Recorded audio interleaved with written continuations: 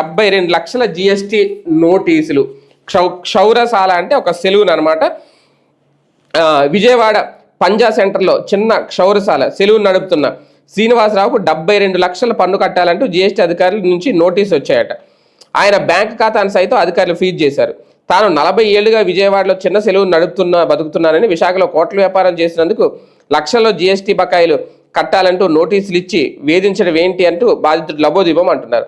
6 ఏళ్లుగా ఇదే పన్నులు గోలని వాపోయారు. శ్రీనివాసరావు 2021 మేలో ప్రభుత్వ పథకాలకు దరఖాస్తు చేసుకునేందుకు స్థానిక వార్డు సచివాలయానికి వెళ్లారు.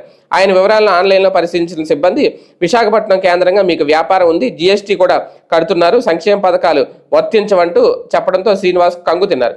వెంటనే నగరంలోని జిఎస్టీ కార్యాలయానికి వెళ్లి అధికారులను కలిశారు. తన పేరుతో ఎలాంటి వ్యాపారం లేదని, తాను అసలు జిఎస్టీకి దరఖాస్తు చేయలేదని నెత్తు నోరు బాదుకుని ఎవరు పట్టించుకోలేదు. ఆ తర్వాత 2022లో జిఎస్టీ బకాయిలు కట్టాలంటూ శ్రీనివాసరావుకి మరోసారి నోటీసులు వచ్చాయి.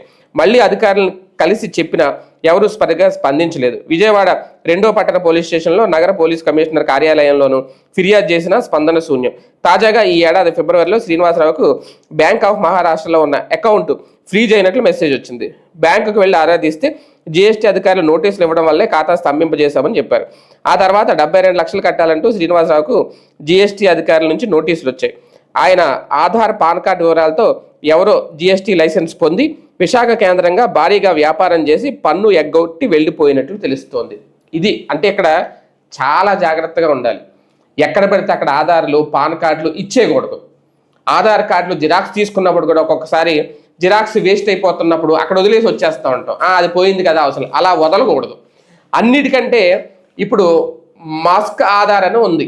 అంటే మీరు మీ పేరు మాత్రం ఉంచి మీ ఆధార్ నెంబర్ని అక్కడ మస్క్ చేసుకోవచ్చు, బ్లర్ చేసుకోవచ్చు.